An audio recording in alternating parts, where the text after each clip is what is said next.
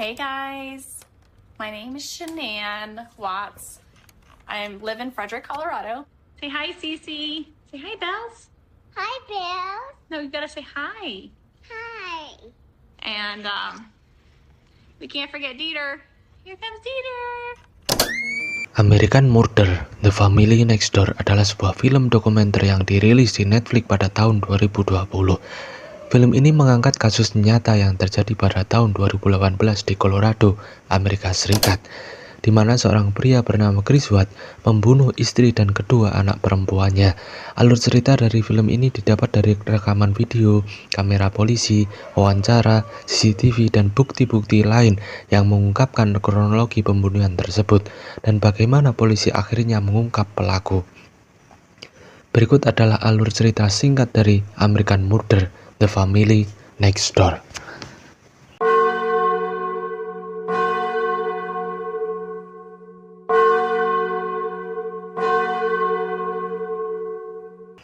Film ini dimulai dengan memperkenalkan Chris Watts dan Shanann Watts serta dua anak perempuan mereka, Bella dan Kelis. Melalui rekaman video dan foto-foto yang diposting oleh Shanann di media sosial, kita dapat melihat kehidupan mereka yang tampak harmonis. Shanann yang aktif di Facebook sering berbagi tentang kegiatan keluarga mereka, misalnya perjalanan keluarga, ulang tahun, dan pencapaian pribadi. Shanann adalah seorang ibu yang bekerja keras, seorang penjual produk kesehatan, dan memiliki komunitas online yang cukup besar. Di sisi lain, Chris bekerja sebagai operator di tambang minyak dan gas di daerah Anadarko. Chris terlihat seperti seorang suami dan ayah yang peduli dan penuh perhatian. Mereka sering memamerkan momen bahagia keluarga yang ideal kepada dunia luar dan tampak seperti keluarga yang bahagia dengan banyak foto dan video yang menunjukkan kedekatan mereka. Namun meskipun tampak sempurna di media sosial, film ini menunjukkan adanya masalah yang tidak terungkap ke publik. Ada ketegangan dalam hubungan mereka yang akhirnya berujung pada tragedi.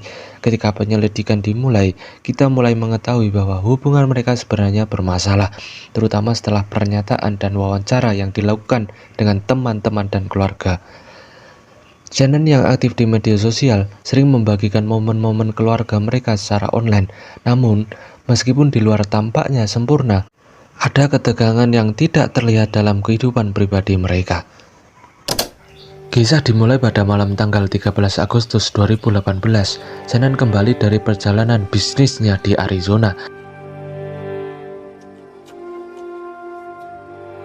Keesokan harinya, salah satu teman bisnisnya, yaitu Nicole Atkinson, mencoba menghubunginya, tapi Shanann tidak menanggapi pesan teks tersebut.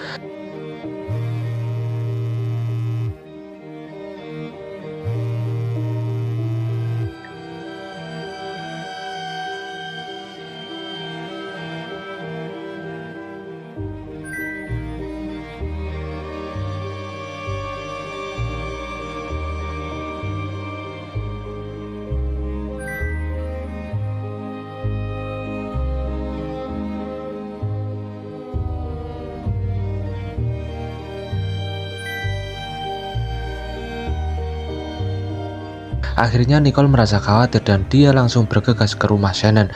Karena kondisi Shanann saat itu juga sedang hamil anak ketiganya, dan hari itu sebenarnya Shanann meminta Nicole untuk menemaninya ke dokter kandungan. Shanann adalah orang yang tidak akan lepas atau jauh dari HP-nya dengan waktu yang lama karena urusan bisnis kerjaannya, dan selalu memberi kabar ke teman-temannya setiap saat. Dan dari pernyataan Nicole, beberapa hari terakhir ini Shanann terlihat seperti banyak pikiran dan tidak mau makan dan minum kalau tidak dipaksa. Inilah yang juga menambah rasa khawatir Nicole. Setelah Nicole sampai di rumah Shanann, rumahnya terkunci dan tertutup rapat dan tampak tidak ada orang sama sekali selain anjing Shanann yang menggonggong dari dalam. Tapi anehnya, mobil Shanann masih ada di tempat parkir. Karena panik, Nicole akhirnya melapor ke polisi setempat untuk melakukan laporan dan meminta untuk datang ke tempat lokasi. Tidak lama kemudian polisi datang dan menemui Nicole. Nicole yang langsung terus terang mengabarkan bahwa Shanann menghilang. Karena mau kemanapun Shanann pergi, pasti mengabari atau membuat story, tapi di hari itu tidak ada sama sekali. Dan karena tidak ada pemilik rumah, polisi tidak berani untuk menggeledah rumah Shanann. Setelah itu Nicole menelepon orang tua Shanann untuk menanyai kabarnya di mana. Orang tua Shanann juga tidak tahu dan Nicole meminta izin dan diperbolehkan oleh orang tua Shanann untuk masuk ke rumah dan mengeceknya. Sebelum masuk ke rumahnya, tiba-tiba Chris datang dan bingung kenapa ada polisi di rumahnya. Nicole langsung menanyai Chris tentang keberadaannya Shannon, tapi Chris menjawab tidak tahu. Chris juga mengizinkan petugas kepolisian untuk memeriksa rumahnya. Akhirnya, Nicole, polisi, dan Chris masuk ke rumah untuk mengecek dan melakukan pemeriksaan. Di situ Nicole melihat ada kejanggalan karena melihat HP, tas, dan obat-obatannya Shannon masih ada di rumah. Karena Shannon terkena autoimun atau kondisi yang membuat sistem imun lemah. Karena di waktu muda, Shannon adalah orang yang sangat bekerja keras. Yang di umur 25 tahun, dia sudah bisa membangun rumahnya sendiri. Jadi untuk sekarang, Shannon jadi bergantungan dengan obat. Tapi kata Chris mengatakan kalau Shannon sudah membaik dan tidak bergantung lagi dengan obat. Dan Chris mengatakan kalau Shannon akan segera kembali. Dan dari polisi, karena menurut aturan yang beredar sebelum 24 jam maka belum bisa disebut sebagai orang hilang.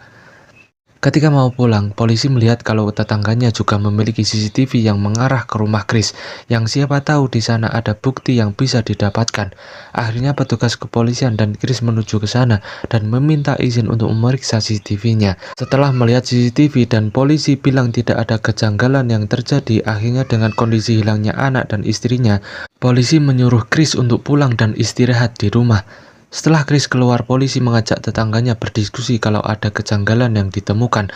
Menurut tetangganya, Chris adalah orang yang selalu tenang di keadaan apapun. Tapi tadi ketika mengecek CCTV, Chris terlihat panik dan gelisah dan jadi banyak bicara.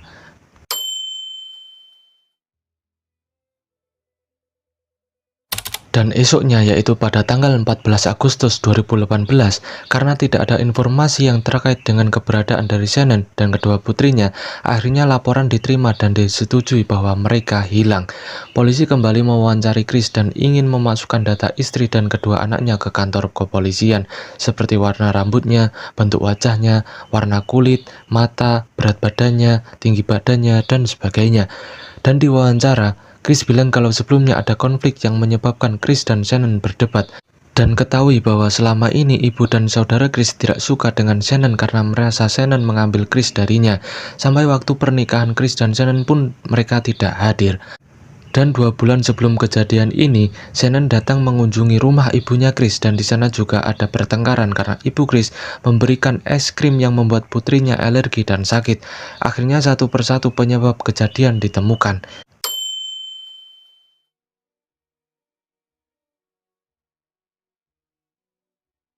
Pada tanggal 15 Agustus 2018, dilakukannya sesi tes poligraf atau biasa disebut dengan tes kejujuran. Dari hasil tes tersebut, semua jawaban dari Chris dinilai tidak jujur.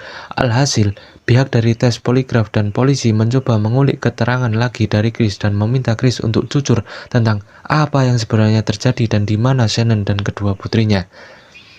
Ketika merasa sudah terpojok, Chris meminta diberikan waktu untuk bicara dengan ayahnya dulu. Dan ketika bicara dengan ayahnya, dia bilang bahwa Shannon telah mencekik kedua anaknya dan meninggal. Dan Chris mengetahui hal itu dan mencekik balik Shannon. Dan sebelumnya, pihak polisi tahu bahwa Chris memiliki hubungan gelap dengan teman kantornya yaitu Nicole Kessinger. Ini memberi petunjuk bahwa mungkin ada alasan lebih dalam untuk pembunuhan ini, mungkin terkait dengan keinginannya untuk memulai hidup baru dengan wanita tersebut tanpa ada gangguan dari keluarganya. Dan pihak polisi bertanya di mana tempat jasad mereka dikuburkan. Akhirnya muncullah titik terang tentang kejadian ini. Jasad Shannon dan kedua putrinya dikubur di dekat area penyulingan minyak di area kerjanya. Dan karena hal ini mencuat ke berbagai media berita dan menghebohkan Amerika. Karena pengakuan awal dari Chris bahwa kedua putrinya dicekik sampai meninggal oleh Shannon. Akhirnya semua wartawan dan netizen Amerika mencaci keluarga Shannon dan memandang buruk keluarga Shannon. Alih-alih dengan rasa penyesalan yang Chris alami dan memilih untuk menceritakan hal yang sebenarnya terjadi, akhirnya Chris mengaku bahwa dia yang sebenarnya membunuh kedua putrinya dan Shannon, dan dimasukkan ke dalam tangki minyak yang sedalam 8 meter sedangkan jasad Shannon dikubur tidak jauh dari situ.